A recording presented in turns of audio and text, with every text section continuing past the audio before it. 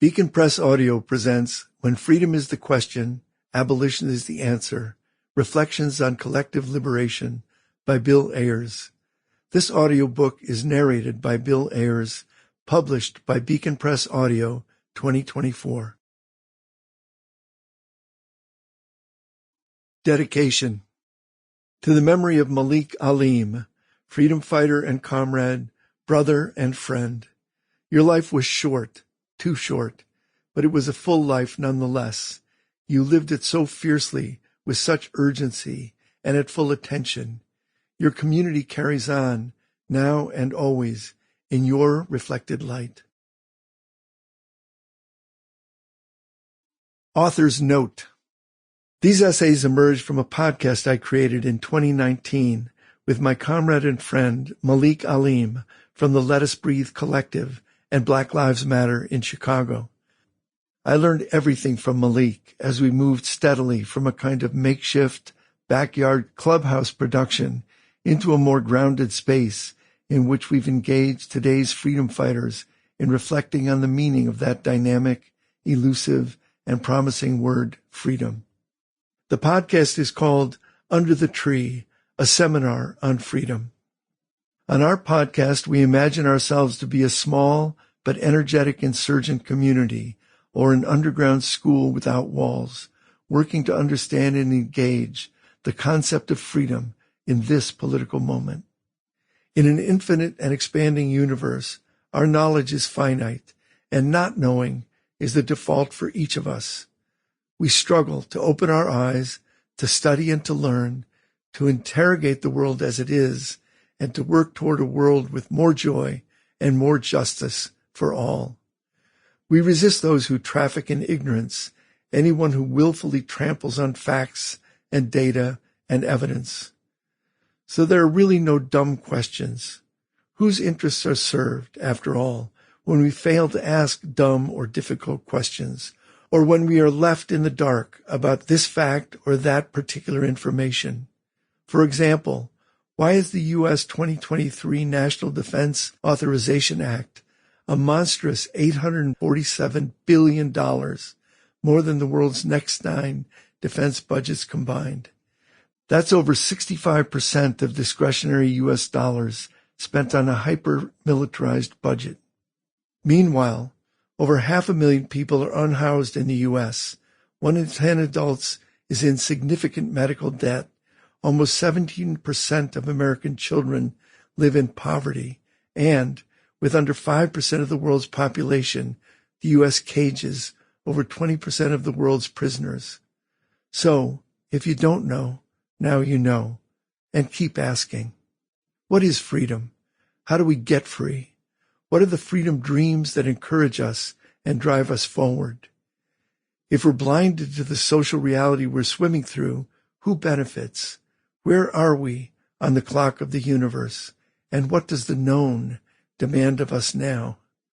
These questions animate our every conversation and our ongoing reflection. We're bound together by our collective commitment to look at the world as if it could be otherwise, and then to get busy in projects of resistance and repair, and yes, of revolution. We lost Malik, 28 years old, in a tragic accident on August 20th, 2021, and every step we've taken since has been in his memory and with his guidance. Under the Tree is a metaphor meant to signal that when the topic is liberation, the classroom or workshop can come to life anywhere, a park or a house of worship, a storefront or a street, a hiring hall or a factory floor, a people's assembly or a demonstration, or, why not, a comfortable piece of ground in the shade of a big old tree. Wherever folks come together to face one another authentically, without pretenses, in order to take stock of the world as it is, and to wonder about how we might build a world that should be or could be, that becomes another site of learning and growth and change. We draw inspiration and wisdom from the freedom schools created during the great uprisings of the 1950s and 1960s. Those fugitive spaces were sites where people gathered to organize an insurgency, and in those settings, modern expressions of the centuries-old Black freedom movement rising today in astonishing new ways to urgently interrogate the circumstances of their lives, to name their political moment, and to think freely toward a world built on the twin pillars of love and justice. Freedom School participants generated their own questions, and over time, a practice evolved that steadily unlocked the wisdom in the room, built agency and empowerment through engaging the real problems people faced in their lives, including structural barriers and obstacles that led to shared inquiry and then to collective action.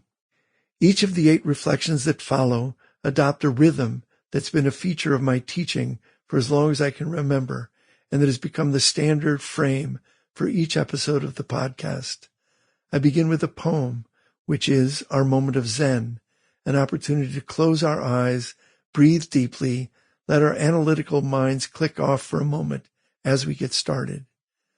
I want to remind us of the centrality of the arts and of humanism as principle, guide, and source in all of our pursuits, our lives as humans, our efforts as citizens and residents, our projects as workers and creators. Poet Jane Hirshfield writes, "Great poetry is not a donkey carrying obedient sentiment in pretty forms. It is a bird of prey, tearing open whatever needs to be opened." And Langston Hughes invents an entire vocabulary to underline the potential of poetry to illuminate, to educate, and to nourish our humanity. Poetry possesses the power of variation. Poetry can both delight and disturb. It can interest folks. It can upset folks. Poetry can convey both pleasure and pain. And poetry can make people think. If poetry makes people think, it might make them think constructive thoughts, even thoughts about how to change themselves, their town, and their state for the better. Some poems, like many of the great verses in the Bible, can make people think about changing all mankind, even the whole world. Poems, like prayers, possess power.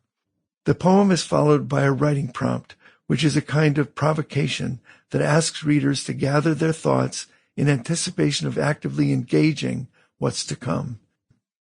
No one comes to a class or a book as a blank slate or an empty vessel, so everyone should be ready to pitch in and join the fray. The prompts invite active engagement and effort in the spirit of Walt Whitman's admonition to readers that the process of reading is not a half sleep, but, in the highest sense, an exercise, a gymnast's struggle, that the reader is to do something for himself, must be on the alert, must himself or herself construct, indeed, the poem, argument, history, metaphysical essay. The text furnishing the hints, the clue, the start or framework. Not the book needs so much to be the complete thing, but the reader of the book does. Through the prompts, I'm asking you to be on the alert and to wrestle with each and every argument and idea.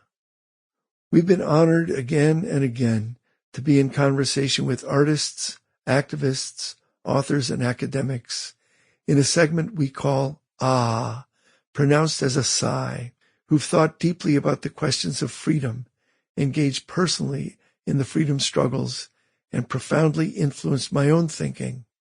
Among them, Juan Gonzalez, Barbara Ransby, Miriam Kaba, Robin D.G. Kelly, Adrienne Marie Brown, Lisa Lee, Ashley Woodard Henderson, Rashid Khalidi, Daphne Muse, Bernadine Dorn, Alec Karakatsanis, David Stovall, Alice Kim, Kathy Boudin, Crystal Laura, Adam Bush, Kevin Kumashiro, Brian Jones, Chesa Boudin, Eleanor Stein, Beth Ritchie, Prexy Nesbitt, Jeff Jones, Robert Shetterly, Catherine Franke, Dima Holiday, Aislinn Pulley, Bill Fletcher Jr., Joel Westheimer, Kari Koka, Rochelle Gutierrez, Jay Gillen, Sample complete. Ready to continue?